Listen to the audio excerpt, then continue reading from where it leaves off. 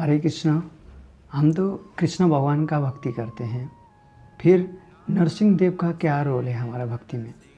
नरसिंह देव का क्या रोल है कि नरसिंह देव विष्णु तत्व हैं और नरसिंह देव भक्ति का विघ्न हटाने वाले, विघ्न विनाशक भी कहे जाते हैं। तो इसीलिए प्रभुपाद ने ये सिस्टम हमारा इस्कॉन में बनाई थी कि जब हम मंगल आरती गाते हैं फिर उसके बाद हम नरसिंह आरती भी हमेशा गाते हैं, कि नरसिंह आरती और नरसिंह भगवान हमारा जीवन में इतना इम्पोर्टेंट है।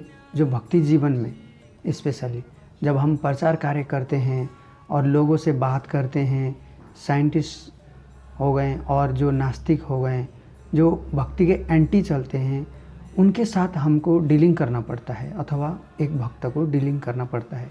तो वहाँ यदा कदा रिस्क रहती है। रिस्क ये रहती है कि ये नहीं कि वो मार देगा, ये रिस्क है, ये रिस्क नहीं है। दूसरा रिस्क क्या है कि जब हम प्रचार कार्य करते हैं तो उनका आइडिया हमारा माइंड में आ सकता है ना। जब हम भोगी लोग से मिलना पड़ता है, साइंटिस्ट लोग से मिलना पड़ता है और नास्तिक लोग से मिलना पड़ता है, विभिन्न मेंटालिटी वाले लोग से मिलके प्रचार करना पड़ता है। तो उस समय क्या होता है, उनका बात भी सुनना पड़ता है। उनके साथ बात करते समय कुछ देर हमको संग करना पड़ता है। तो वो संग का प्रभाव से शास्त्र में बताया है ना, लव मात्र साधु संग सर्व सिद्धि होए। थोड़ा भी अगर हम साधु संग करते हैं तो उससे सर्व सिद्धि हो सकती है। और इसका ऑपोजिट श्लोक क्या है? इसका ऑपोजिट श्लोक है भगवद गीता में। कृष्ण भगवान बता रहे हैं, ध्याये तो विषयान पुंस संगस्ते से उपजायते संगत संजायते काम काम क्रोधो अभिजायते। अगर आप किसी भी चीज़ का बार बार ध्यान करते हैं और उसका ध्यान करके उसका चिंतन का रूप में संग करते हैं तो उसमें आसक्ति उत्पन्न हो जाती है। तो इसी प्रकार हम साथ में बैठ के बात करते हैं, उनका आइडिया को सुनते हैं, तो वो संग का कारण हमारा में भी वो आइडिया घुस सकने का एक रिस्क रहती है ना, संभावना रहती है।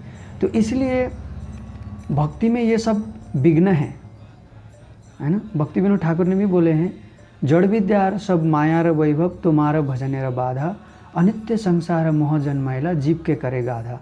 ये संसार में जितने भी जड़ विद्या है ना, तथाकथित डॉक्टरी, तथाकथित इंजीनियरिंग, तथाकथित साइंस, मैथमेटिक्स, अकाउंटेंट्स, आप कुछ भी सब्जेक्ट ले लीजिए, ये सब जड़ विद्या है।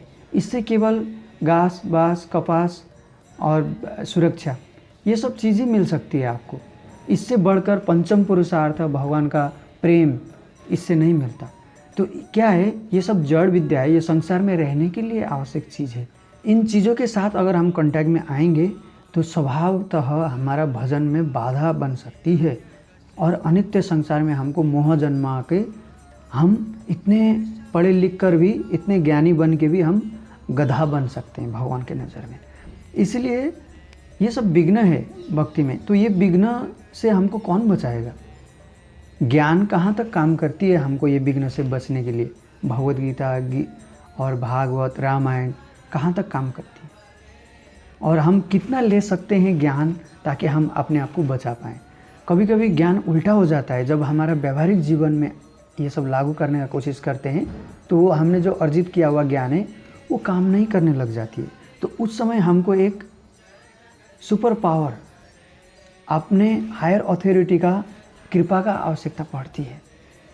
तो वो समय हमको विघ्न से कौन बचाएगा? हमारे गुरु तो बचाते हैं, साधु तो बचाते हैं, ज्ञान भी बचाते हैं, परमात्मा भी बचाते हैं, और भी कोई बचाते हैं क्या?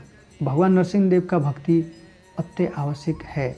उनका स्मरण करना, उनका आरती करना, उनके बारे में पढ़ना, उनके बारे में चर्चा करना, क्योंकि भगवान नरसिंह देव स्पेशली भक्तों का जीवन में जो विघ्न आते हैं, विघ्न का मतलब बहुत सारी चीज़ें हो सकती है। एक तो मैंने बताया जड़ विद्या, मोह, अज्ञान, और ये जो दुष्ट लोग होते हैं, गलत आइडिया वाले, ये सब लोग से हमको बचाने के लिए भगवान नरसिंह देव का रोल होते हैं। तो इसलिए हम हमेशा भगवान नरसिंह देव से प्रार्थना करते हैं कि हम सबको इस चीज़ों से बचाइए, कि मोह माया से बचाइए, जड़ विद्या से बचाइए। हम हमेशा नरसिंह देव से ये प्रार्थना करते हैं। ये सब भक्ति में विघ्न है। और कोई कोई डिवोटी ये भी करते हैं कि अपने प्राण की रक्षा के लिए भी नरसिंह देव का पुकारते हैं। जहाँ तक मुझे लगता है अपने प्राण की रक्षा के लिए भगवान को नहीं बुलाना चाहिए, भगवान को नहीं पुकारना चाहिए और भगवान को प्रार्थना नहीं करनी चाहिए, क्योंकि ये शरीर तो एक दिन ऐसे भी नष्ट होना ही है और हमसे अच्छा तो भगवान ही जानते हैं हमारा कब मृत्यु होगा और हमको कैसे मृत्यु देना है। तो हमको बीच में टांग अड़ाने का ज़रूरत नहीं होता है।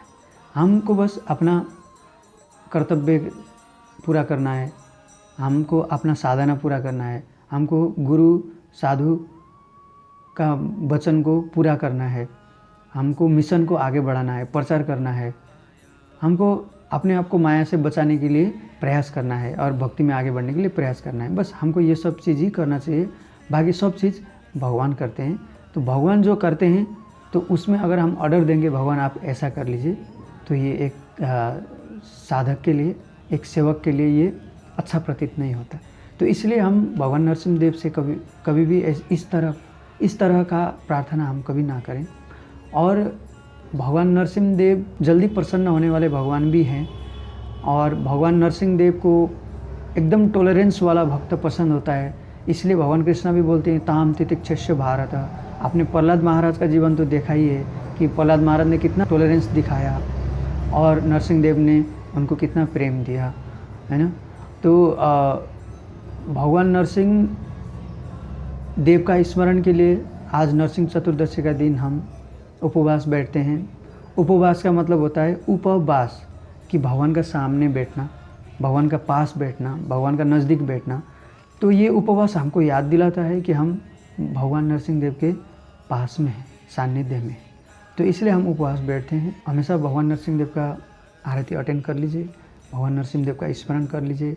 और भगवान नरसिंह देव का इंस्ट्रक्शन है, भगवान नरसिंह देव का कुछ लीलाएँ हैं 7th कैंटो में, उसको भी हमेशा पढ़ लीजिए। हरे कृष्ण।